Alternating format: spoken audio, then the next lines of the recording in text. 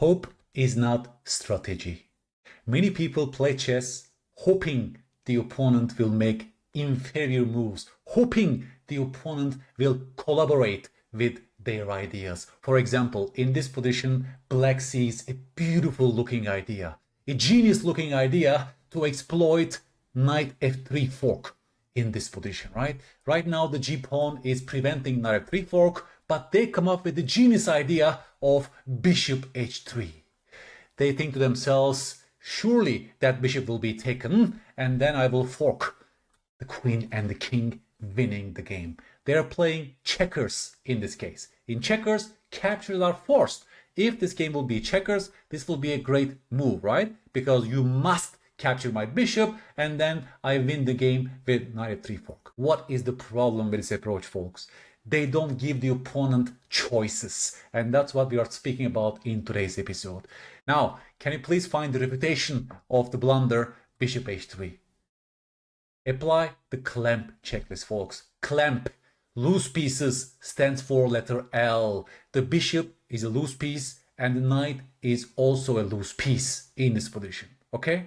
So black has two loose pieces and white is a move that exploits them beautifully. It's pure geometry, folks. You're a great player if you found the move queen e3 and white is waking black from their beautiful dreams and wishes and hopes, right? This creates a double attack right now and black has no way to parry those threats. White is winning a piece and the game. So, to improve your chess calculation, you need to give the opponent choices as well. We keep saying that when you're calculating, don't only look at a single move, look for wider options. Generate several logical moves to choose from.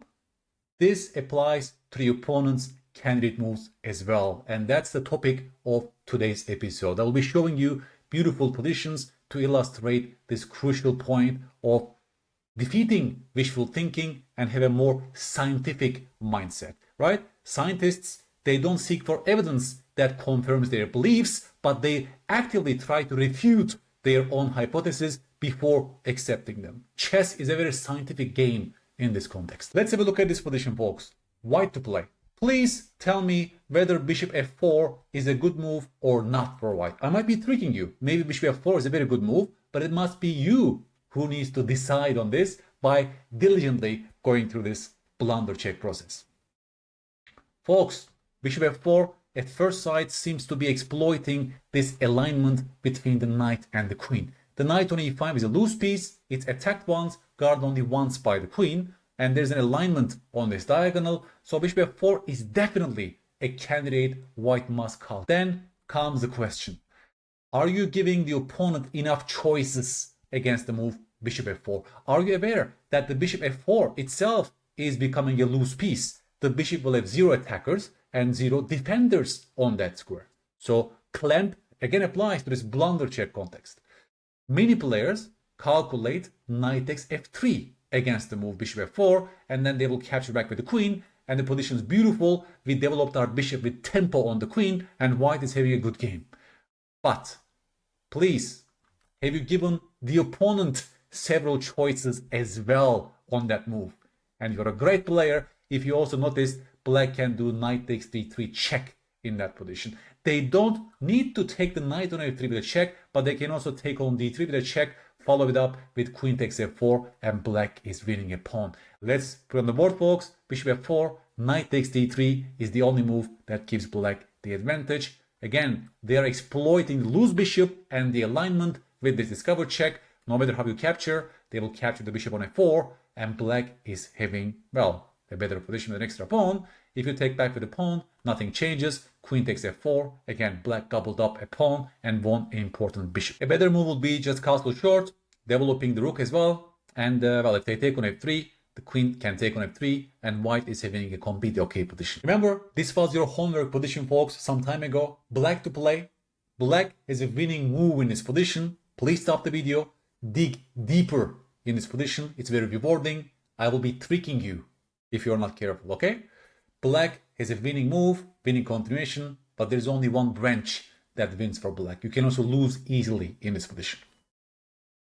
Folks, well, white is an extra bishop in this position, but the bishop is a terrible piece. White's main problem is the rook on f4, right? in terms of clamp checklist, letter M stands for mobility restrictions. The rook's mobility is restrained. There is only a single safe square for the rook to escape in this position. Thus, strong tacticians see potential e5 resource instantly in this position, right? That just screams to be played in this position for black. That's definitely a candidate move for us.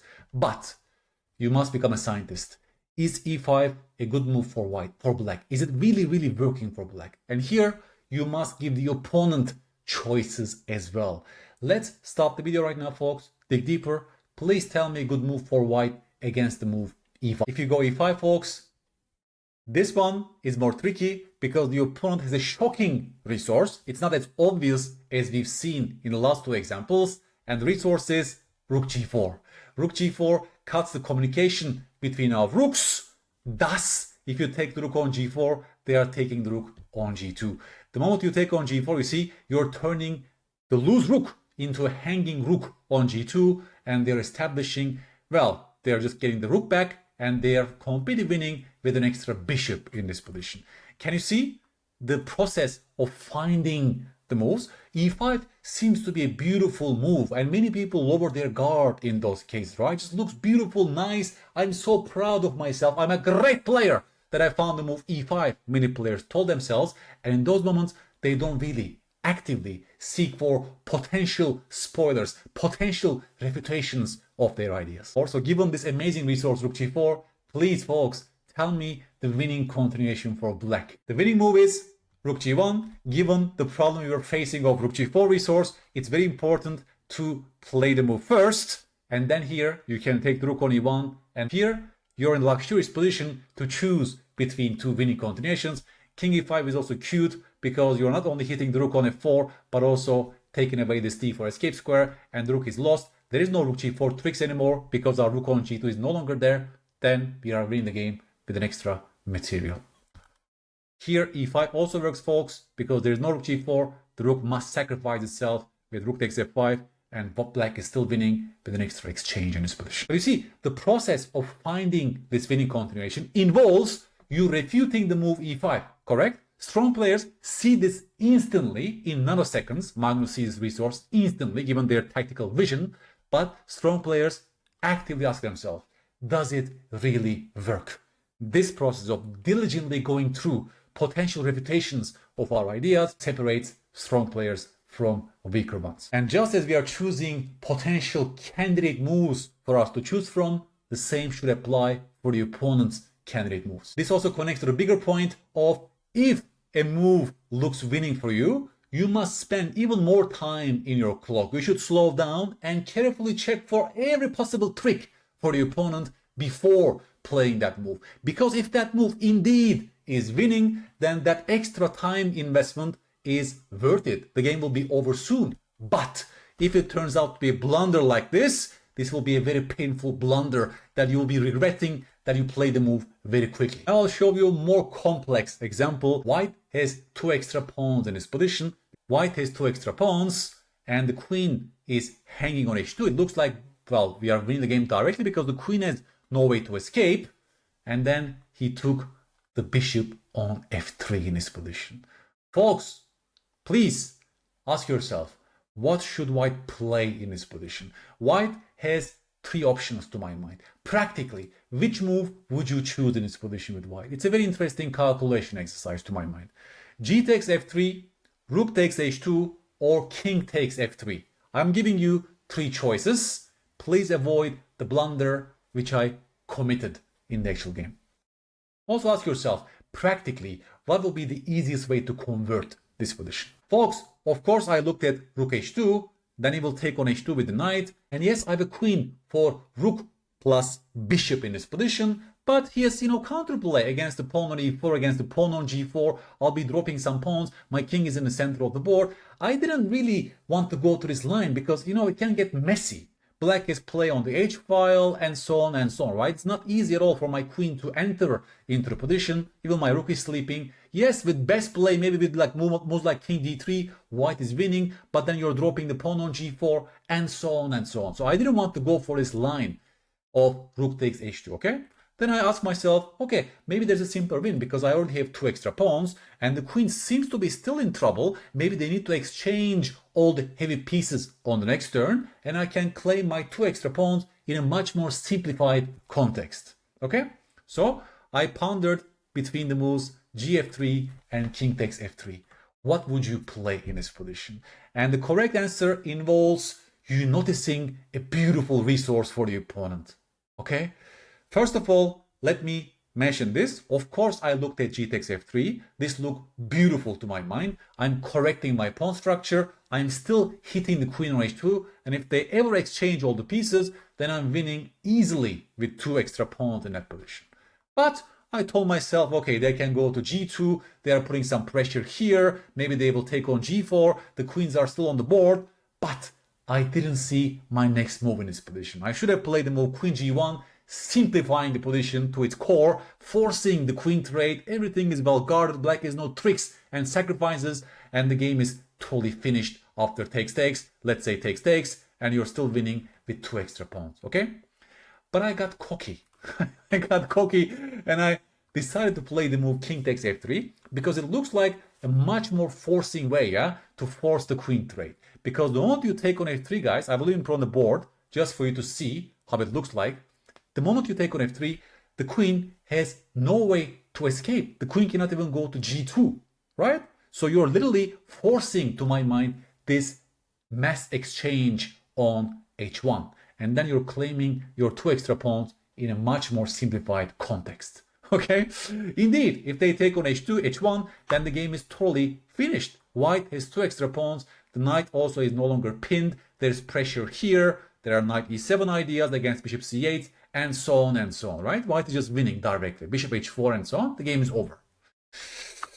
You tell me what I missed in this position. Black has a winning shot. Incredible.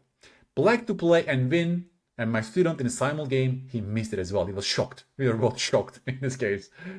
Folks, clamp also can apply to the king safety. Clamp can also apply when it comes to restrained mobility of our king. This pawn on g4 is a loose pawn as well. So that's a final prompt. The king is not quite safe. Yes, the queen cannot move while attacking my king, which I saw. But black can still attack the king by the help of the bishop. And the move is bishop c8. Shocker. A shocking retreat that wins the game for black. Because the real threat is bishop takes g4, checkmate. Indeed, white has no way to parry this threat. Knight e7 also fails because the rook will simply take on e7. Right? Well, I can capture the queen. Doesn't matter because it's checkmate after all. M applies to our king. The king has no way to escape. The king has no squares. The game is over. So after bishop c8, if you come back to your senses, there is no way for white to guard the g4 square, and bishop g4 is coming on the next turn, right? If I drop back the king to e2, nothing changes. They still take on g4. They can even take on g2, hitting my queen, hitting the bishop, hitting the pawn on e4. The game is also finished. Black is completely winning in this position, folks. You see, king takes f3, I'm having wishful thinking. I'm only wishing and hoping that they will take on h1 and I'm winning with 2 extra pawns. I'm also telling myself, hey, my knight is no longer pinned. That's a genius move, you know. There's no queen g2. I'm only looking at the bright side of my move. It looks ugly, I know. I'm keeping my double pawns, but I tell myself, look at all the bright side. Look at all the advantages of the move king takes f3.